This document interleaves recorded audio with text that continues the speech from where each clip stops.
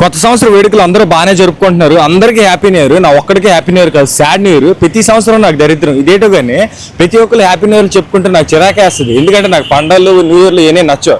Just date సంవత్సరం మారుతుంది కానీ మిగతాదంతా బొక్కే, పెద్ద బొక్క డొల్ల. ఎందుకంటే నాకు ఈ సంవత్సరం కలిసి వచ్చింది 2025లో అనుకున్నాను 10 లక్షలు సంపాదించాను. బట్ ఏంటంటే మొత్తం 4 లక్షలు దెంగబెట్టాను, హాస్పిటల్కి 4 లక్షలు దెంగబెట్టాను అనమాట. ఎందుకంటే ట్రీట్మెంట్ గురించి. ఇంకా వేరే డబ్బులు ఎలాగెలాగో పోయి ఐఫోన్ ఒకటి కొన్నాను, అది మొత్తం ఇది అయిపోయి 17 Pro Max అది బొక్క అయిపోయింది, చాలా బొక్క అనమాట. సో అందుకని నేను దేవుడిని నమ్మను, ఈ డేట్లు వజ్రాలు ముహూర్తాలు ఈ బొక్క బోర్డు ఏం పెట్టుకోను అనమాట.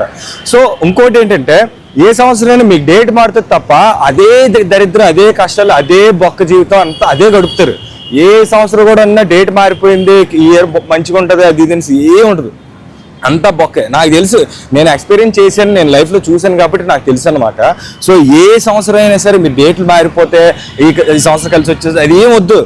దేవుళ్ళు మొక్కిస్తాం అది ఇది కూడా అలాంటివి కూడా పెట్టుకోకూడదు అనమాట. కష్టపడాలి, మనం పని చేయాలి, ఆర్డర్ చేయాలి, డబ్బులు సంపాదించాలి, ఏం చేయాలి అవే ఆలోచనలు ఉండాలి. కానీ హ్యాపీ న్యూ ఇయర్ చెప్పేసి చెప్పినంత మాత్రాన్ని చెప్పినోడికి బాగుండదు, మనం విన్నోడికి బాగుండదు అనమాట. నేను ఎవరికి హ్యాపీ న్యూ ఇయర్ బొక్క ఏం చెప్పను. నాకు వచ్చిన హ్యాపీ న్యూ ఇయర్ విశేష మెసేజ్లు కూడా నేను రిప్లై అసలు ఓపెనే చేయలేదు అనమాట.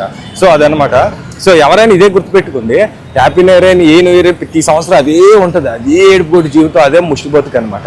నా చిన్నప్పటి నుంచి అక్కడ చెప్పులు కొట్టుకుంటున్న రోడ్డు మీద చెప్పులు కొట్టుకున్న వాళ్ళు, ఆ పురుపాకలు పెంకిటిల్లు ఉన్న వాళ్ళు, రిక్షా తొక్కుకున్న వాళ్ళు, వాళ్ళ జీవితాలు ఇప్పుడు మారలేదు, అదే ఉంది. వాళ్ళ జీవితంలో ఎన్నో హ్యాపీ న్యూ ఇయర్లు వచ్చాయి, చాలా పండుగలు వచ్చాయి, ఏం మారిపోలేదు, దేవుడు ఏం చేయలేదు, వాళ్ళు రూపాయి పెట్టలేదు.